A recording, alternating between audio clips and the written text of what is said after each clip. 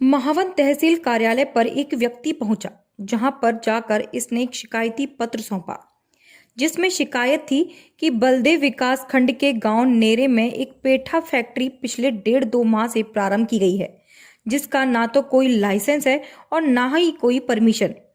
उसके द्वारा विद्यालय के समक्ष गंदगी फैलाई जा रही है और वहां गड्ढा खोदकर उसमें वहां से निकलने वाला दूषित पानी छोड़ा जा रहा है। यह फैक्ट्री विद्यालय के बिल्कुल समकक्ष है, जिस वजह से वहां आने वाले विद्यालय के छात्र छात्राओं को भारी परेशानी का सामना करना पड़ता है, जिसकी शिकायत उप जिलाधिकारी महावन से की गई, जिसका संज्ञान लेते हुए महावन में प्रदूषण विभाग को उसकी जांच करने के निर्देश दिए गए। जिसकी जानकारी देते हुए उस व्यक्ति ने बताया कि जो फैक्ट्री खोली गई है वह विद्यालय के समकक्ष है और वहां पर भारी गंदगी का जमावड़ा लग रहा है, जिस कारण वहां भारी बीमारी भी फैल सकती है। इसकी शिकायत उसके द्वारा उप जिलाधिकारी महावन से की गई है। मेरे स्कूल में मेरा प्राइमरी जूनियर स्कूल है, उसके पास कचरा डाल रखा है। स्कूल का बोर्ड लगा है, उस पर भी डाल रखा है। मैंने मना किया, फिर भी माने नहीं।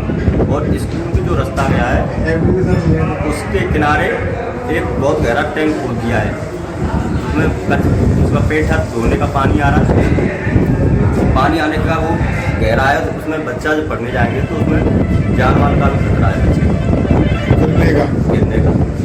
कब खुली ये फैक्ट्री? इसको लगभग 2 महीने के करीब हो गए। अच्छा। और कोई लाइसेंस वगैरह? कोई लाइसेंस नहीं है, अभी शुरुआत हुई है उसकी। ब्रज के प्रमुख नंदगांव स्थित नंद भवन में नमाज पढ़े जाने के मामले ने अब धीरे धीरे करतूल पकड़ना शुरू कर दिया है। दरअसल मथुरा के नंद बाबा मंदिर में नमाज पढ़ने के मामले में सेवायत कान्हा गोस्वामी की तहरीर पर थाना बरसाना पुलिस ने 4 लोगों के खिलाफ रिपोर्ट दर्ज कर ली, जिसमें 2 लोग नमाज पढ़ने वाले हैं तो वहीं 2 लोग नमाजियों के साथ मंदिर में आए थे और फोटो खींचने में शामिल हैं। पुलिस मामले की जांच में जुट गई है। दिल्ली की एक संस्था खुदाई खिदमतकार के सदस्य फैजल खान और मोहम्मद चांद गांधीवादी कार्यकर्ता नीलेश गुप्ता और आलोक रत्न के साथ इस यात्रा पर थे। शनिवार दोपहर ये लोग नंदगांव पहुंचे थे और जौहर की नमाज फैजल खान और मोहम्मद चांद ने नंद भवन प्रांगण में अदा की। वहीं मंदिर के सेवायत कान्हा गोस्वामी का कहना है कि उन्होंने नमाज करने की कोई अनुमति नहीं दी थी। हाँ, ये यात्री आए थे और उनकी बातचीत भी हुई थी, लेकिन उनकी जानकारी में नमाज करने का मसला नहीं है। मंदिर परिसर में नमाज अदा किए जाने की फोटो सोशल मीडिया पर वायरल होने के बाद मामले ने तूल पकड़ लिया है और हिंदूवादी संगठन विरोध की बात कर रहे हैं। इस प्रकरण को लेकर अखिल भारतीय तीर्थ पुरोहित महासभा के राष्ट्रीय अध्यक्ष महेश पाठक ने जानकारी देते हुए बताया, कल दिनांक 1 नवंबर को थाना बरसाना में नंद बाबा मंदिर के सेवायत श्री कान्हा गोस्वामी द्वारा सूचना दी गई कि विगत 29 अक्टूबर को 2 व्यक्तियों द्वारा मंदिर परिसर में आकर दर्शन किया गया। इसी दौरान उनके द्वारा नमाज अदा कर ली गई। इस सूचना पर अभियोग पंजीकृत कर लिया गया है। शीघ्र ही साक्ष्य के क्रम में अग्रिम विधि कार्रवाई सुनिश्चित की जाएगी। ये जो भी हुआ इसकी मैं घोर निंदा करता हूँ, क्योंकि कुछ असामाजिक तत्व, क्योंकि इसमें मुझे सोची समझी चाल लगती है। तुम आए, चलो तुमने दर्शन किए, कोई बात नहीं, और नमाज को पढ़ना और फिर उसको अपने साइट पे डालना, उसका प्रोपोगंडा करना। क्योंकि मथुरा में ऑलरेडी देखो कृष्ण जन्मभूमि के इशू को उठाया जा रहा है और यहाँ पर धीरे धीरे ऐसे ही असामाजिक तत्व, चाहे वो किसी भी कौम के हों, इस छोटी छोटी बातों से ऐसा माहौल बना करके ये यहाँ की फिजा ख़राब करना चाहते हैं। ऐसा कोई भी कृत्य जो किसी भी समुदाय को आहत करे वो सर्वदा निंदनीय है और हम पूरे भारतवर्ष के पुरोहितों की तरफ से मथुरा के नागरिक होने के नाते सरकार से भी अपेक्षा करेंगे कि ऐसे असामाजिक तत्व, चाहे वो किसी भी समुदाय के हों, उन पर कठोर से कठोर कार्रवाई होनी चाहिए, जिससे कि इसकी पुनरावृत्ति न हो। सहारनपुर पुलिस लाइन में यातायात माह नवंबर के शुभारंभ के प्रथम दिन यातायात पुलिस द्वारा जन जागरूकता रैली निकालकर वाहन चालकों को यातायात के नियमों के प्रति जागरूक किया गया। रैली को संबोधित करते हुए एसएसपी डॉक्टर एस चन्नप्पा ने कहा कि यातायात माह के अंतर्गत जागरूकता कार्यक्रम चलाकर लोगों को हेलमेट, सीट बेल्ट के साथ साथ मास्क लगाने के प्रति भी जागरूक किया जाएगा। जिससे वाहन चालक यातायात के नियमों का पालन करें एवं दुर्घटनाओं में होने वाली मृत्यु दर को 10% कम किया जा सके। उन्होंने कहा कि यातायात नियमों का पालन न करने वाले वाहन चालकों का मोटर वाहन अधिनियम के तहत चालान कर कार्रवाई की जाएगी। आज यातायात माह का शुभारंभ हुआ है और इस शुभारंभ के दौरान जो बाइक रैली निकाल के एक जागरूकता का अभियान चलवाया गया है और पूरे माह विभिन्न प्रोग्राम विभिन्न स्थल पे विभिन्न स्कूलों में और विभिन्न सामाजिक संगठनों द्वारा जो उनके सहयोग से इस अभियान को चलाया जाएगा। इसका मकसद ये है कि सभी जनता ट्रैफिक का नियम पालन करें और ट्रैफिक का सुचारू रूप से चले और किसी प्रकार का जनहानि न हो। थाना इगलास क्षेत्र में कल एक युवक ने अपने ऊपर गोली मारने का आरोप गांव के रहने वाले युवक पर लगाया था। वहीं आज एक वीडियो सोशल मीडिया पर वायरल हो रहा है जिसमें खुद गोली लगा युवक दूसरे लोगों के ऊपर बंदूक और तमंचे से गोली चलाता हुआ नजर आ रहा है, तो वहीं पीछे से कुछ लोग छतों से गांव के अंदर जमकर पथराव करते हुए दिख रहे हैं। दरअसल अलीगढ़ के थाना क्षेत्र के गांव नगला जगता में बीते दिनों पुरानी रंजिश को लेकर दो पक्षों में विवाद हो गया था। वहीं विवाद में युवक के सर में गोली लग गई थी। झगड़े का कारण जमीन को लेकर चल रहा पुराना विवाद बताया जा रहा है। इस दौरान एक पक्ष ने फायरिंग करनी शुरू कर दी। फायरिंग में एक गोली युवक के सर को छूते हुए निकल गई, जिसके बाद पुलिस ने युवक को उपचार के लिए अस्पताल भेज दिया था। वहीं सोशल मीडिया पर वायरल हुए वीडियो ने पीड़ित युवक को ही आरोपी साबित कर दिया है। वायरल वीडियो में पीड़ित युवक गोली चलाता हुआ दिखाई दे रहा है। आज मैं कटिंग करा के सिमरदरी से अपने घर जा रहा था। कल इनका जो फैसला हुआ उसके बाद में मैं कटिंग करा के अपने घर जा रहा था। घर से रास्ते में ही मतलब मेरे पापा आए भागते हुए, उन्होंने कहा कि तू घर मत, वहाँ पे मत जा, वहाँ गोली चलने वाली है। तो मैंने कहा ठीक है चलने वाली, तो मुझे क्या मतलब है किसी पक्ष से। अब ये मालूम मुझे नहीं था कि ये मुझको ही मारने के लिए तैयार है। तो मैं अपने घर से इसकी दुकान पे गया था सौदा लेने के लिए, इसकी दुकान है वहाँ पे। उसी के बाद में इन्होंने वहाँ पे मुझको घेर लिया है और गोली चलाई। किन किन लोगों ने गोली चलाई? अनिल कुमार बच्चू सिंह और सचिन कुमार मुख्तार सिंह। मुख्तार सिंह मतलब सचिन कुमार मुख्तार सिंह का तो यहाँ पर रखा हुआ था, वो फिस हो गया, चला नहीं है। और अनिल कुमार बच्चू सिंह का जो चला है वो यहाँ पे चीप होकर चला गया। इस भैया ने उसमें धक्का मार दिया, इसकी वजह से नहीं आज मेरी जान पूरी तरह से जा सकती थी। क्या नाम है आपका? मेरा नाम अरविंद कुमार अमर सिंह।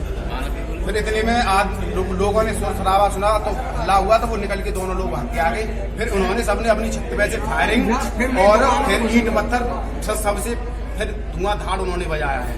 अभी सुबह पुलिस को सूचना आई कि एक गांव में थाना इगलास क्षेत्र में दो पक्षों के बीच आपसी विवाद को लेकर, जो खेती संबंधी विवाद था, उसको लेकर उनमें मारपीट हुई और फायरिंग की भी सूचना है। अभी फ़िलहाल वो मेडिकल में गया हुआ है और मेडिकल रिपोर्ट के आधार पे आगे जो कार्रवाई होगी वो की जाएगी, मुकदमा पंजीकृत किया जाएगा। बजरंग दल अतरौली जिला हरिगढ़ द्वारा हुतात्मा रक्तदान शिविर का आयोजन सामुदायिक स्वास्थ्य केंद्र अतरौली एवं मलखान सिंह चिकित्सालय अलीगढ़ में आयोजित किया गया।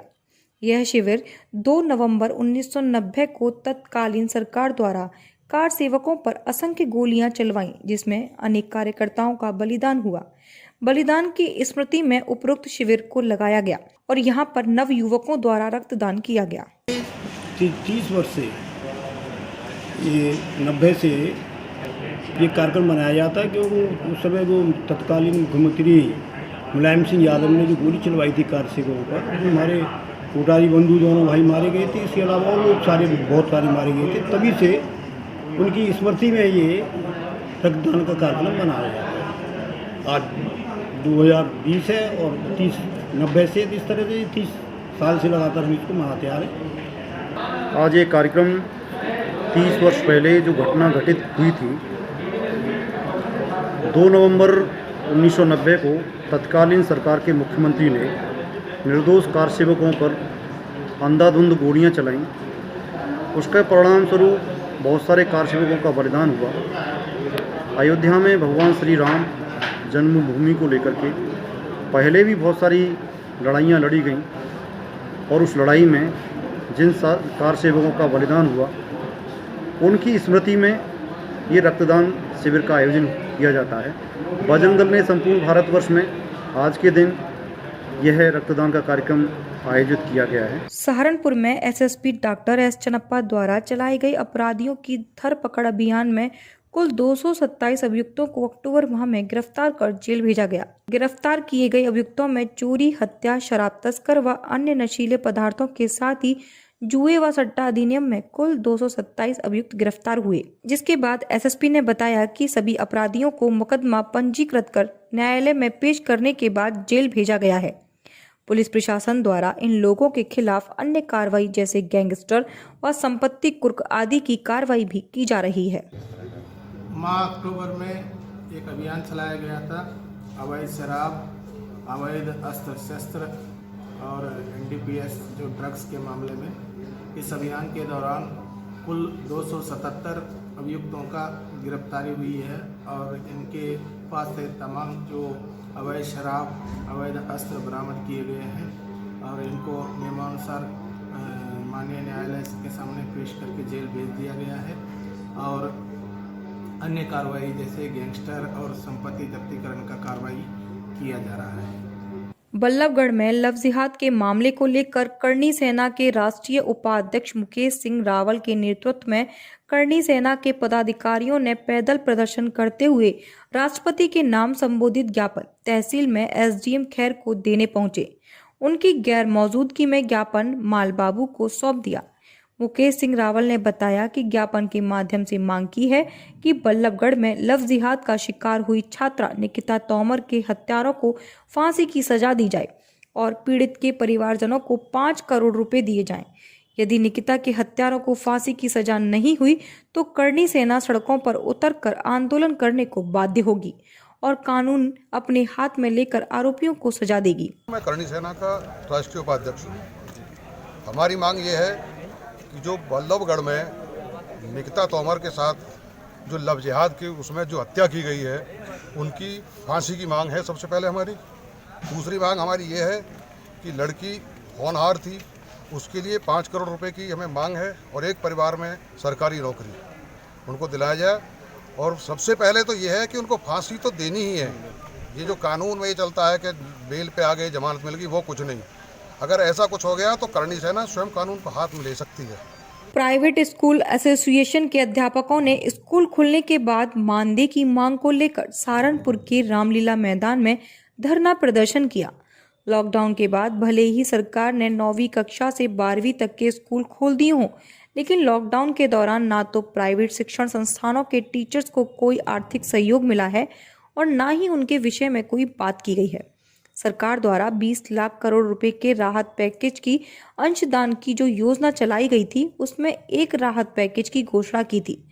उसमें से भी प्राइवेट स्कूलों के अध्यापकों को केवल 833 रुपए देने की घोषणा हुई, जो कि प्राइवेट स्कूल के अध्यापकों के साथ उपहास जैसा प्रतीत होता है।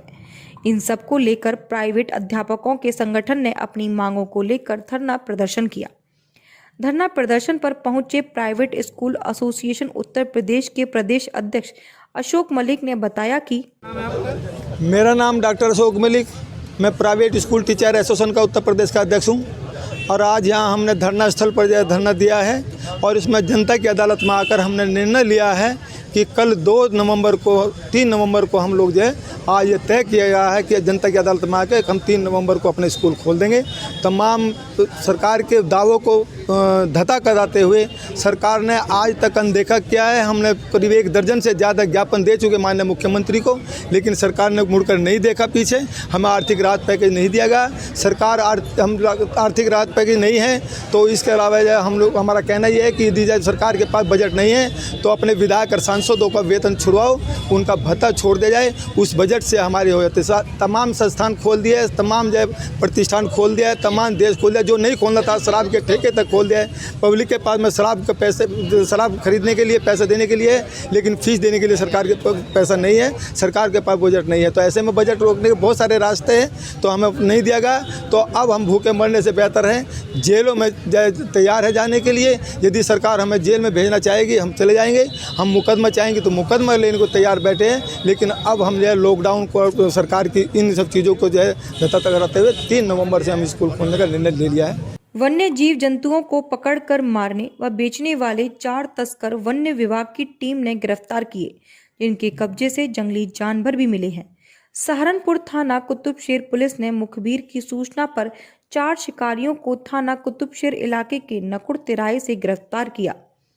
मुखबिर की सूचना के बाद टीम ने घेराबंदी कर 4 आरोपियों को दबोचा है। वन विभाग की टीम को जंगली जानवरों का शिकार करने की सूचना मिली थी। वहीं आरोपियों के कब्जे से कई खरगोश, बिच्छू, गीदड़ समेत शिकार करने के हथियार बरामद किए। पकड़े गए आरोपी लंबे समय से जंगली जानवरों के शिकार कर काम कर रहे थे। यह सभी आरोपी हरियाणा के यमुनानगर के रहने वाले हैं।